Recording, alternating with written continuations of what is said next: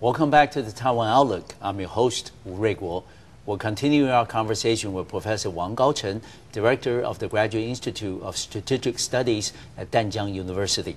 Gaochen, we're going to start off with, what are the changes that you foresee and what happened in U.S. security policy towards Asia?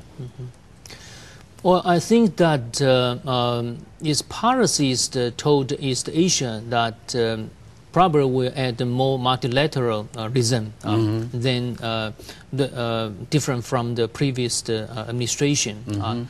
But besides that, I think that there's several major architectures in his Asian policy. First, of course, is continue to maintain good relation with China. Okay. Since China is the most important and probably most influential country in this region. Yes. So we have seen that it will continue to maintain good relation with China. Even better relation than the Bush administrations. Second, I think, is continue to maintain good relation with the U.S. Traditional allies in this region, including Japan, South Korea, Australia. I think that's the second part. The third part, in the new, I think, thing we need pay attention to is that Obama want to have a better relation with the Southeast Asian country, especially those countries with the many Muslim populations, like Indonesia. Yes. Where he spent some time during his childhood years. Right. Yes. Right. Yeah. And probably he wanted to improve the relation, the image, which has deteriorated by the Bush administrations. So we have seen that also, I think, a new development. The others, I think, especially Obama will continue to maintain a close economic cooperation with this region because that will be good for the U.S. economy and the world economies. Would you think that, Gaochen, that under the changes or the major themes that you just identified for the new U.S. foreign policy towards Asia, that would you think that eventually there will be a competition between China and Japan in U.S. policy, as to which country is more important?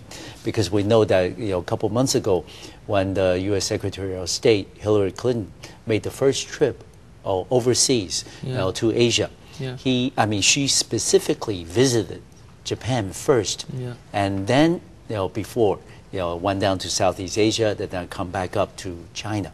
How would you think that orientation, would that stay the same? Because Japan used to be so dependent on U.S. foreign policy direction or guidance, and if U.S. continue, like you said, which I agree, that U.S. continues to emphasize the relations with Beijing, how would that make Tokyo feel in the long run? Well, Tokyo always feels that they might be someday neglected by the U.S. government, especially the new U.S. State Secretary Hillary. His husband, Clinton's, has a policy more toward China. So Japan worry about that might happen again. So we have seen that this time Hillary purposely, I think, took a balanced strategy to deal with these two giant countries in Asia. He first visited Japan and to reassure Japan that the U.S. will continue to maintain a close coalitional relation with Japan. And in fact, Japan will always be the most important allies for U.S. in this region. But on the other hand, China, because of its increasing capabilities, the United States cannot neglect its help in dealing with some issues such as North Korea and also the financial crisis. So the Obama administration also wanted to have a good cooperative relation with China too. I would say that the strategic meaning to U.S. is different. Japan is a close ally and share with the same values. And China is the from a realistic viewpoint, it's because of its capacity. The U.S. should to use this influence to help United States to fulfill with some strategic goals. So I think they are both important to U.S., but with different meanings. Yes. Right.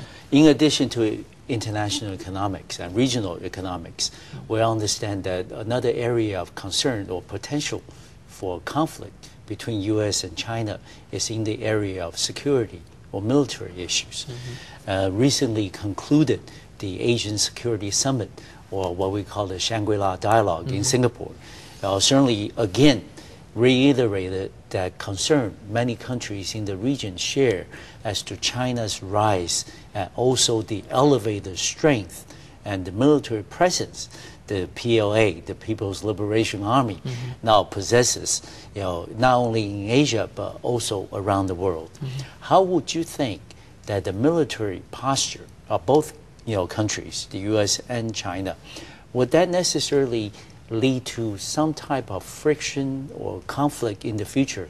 Or is it that under changing circumstances, the two militaries can really develop a very solid exchanges and also confidence building measures to avoid some type of conflict? Because recently we know that out of Philippine areas that there's been that reported contact between the Chinese submarine and U.S. ships. So incidents like this will certainly cause a lot of people nervous, cause some alarm in U.S.-China relations. Would you think that the military dimension will continue to be the unknown wild card in the relations between Washington and Beijing?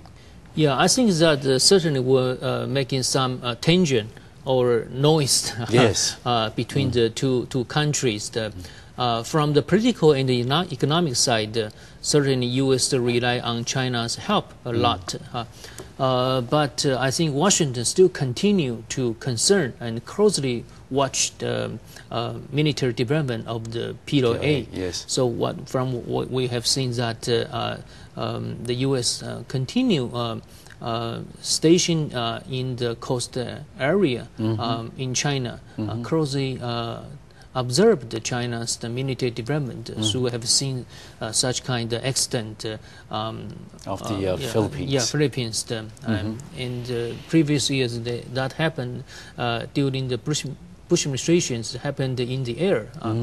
So I think that kind of frictions and extent, I would expect will continue to happen occasionally with the expanding of China's military capabilities and its station and active areas. So I think that friction will continue to happen. But on the other side, I think we have seen that also come from Washington's policies. They continue to have military contact with the PLA, trying to strengthen the confidence building measures between the two sides. Right now, they already built the so-called hotline between the two military, and the PECOM's leaders continues to visit China's military bases, have a dialogue with his counterpart. So I think that's also is the Washington's policy. Try through these measures to slowing down the tensions possible. And potential conflict. Potential conflict. Yes. Right. Now, Gao Chen, if we may shift the focus back down to what concerns us most, the relations across the Taiwan Strait. We identified a lot of changes that are happening around the world, around our region, and also what are the possible changes in U.S. policy, foreign policy under President Obama. How would you then, as a scholar, full versed in this area, that how would you then tell us that Taiwan, as an integral part of the region, how can we react and how should we react to the changes that are happening around us? Well, I think that Obama is a leader which also very look upon the values democratic values. So I think we should continue to consolidate and develop our democracies. And to share our practice and the values with the Obama administration. Yes. Secondly, I think that Obama right now needs to deal a lot of things: the international economic crisis, yes. U.S. own economies, the yes. regional conflict in North Korea, Middle East. So I certainly the Obama administration would like to see the stabilized situation across the Taiwan Strait. So I think we should continue to our current accommodate policy toward mainland China so far to maintain the stability in this region. Yes. Like President Mao mentioned a lot, we are not troublemakers in this region. We are stabilizers, responsive stakeholders in this region to improve the U.S.-Taiwan relation. And so far, I think it's worked very well. We have seen that President Mao went through the U.S. to Latin Americans twice, and the situation is very well. The U.S. administrations give President Mao very good receptions there. Yeah. And also, I think that we should again maintain a balanced policies. That we should again maintain a good relation with Japan. Even try to develop our political and economic ties with Southeast country, Australia, such as. Right. Okay, good. And we're going to continue in depth when we come back after taking a short break. And we're going to continue talking with Professor Wang Gaochen about what the changes in cross-strait relations and the changes in U.S. foreign policy towards Asia, how would that impact all of us, as average citizens who are concerned about the future and well-being of Taiwan. We'll be back shortly.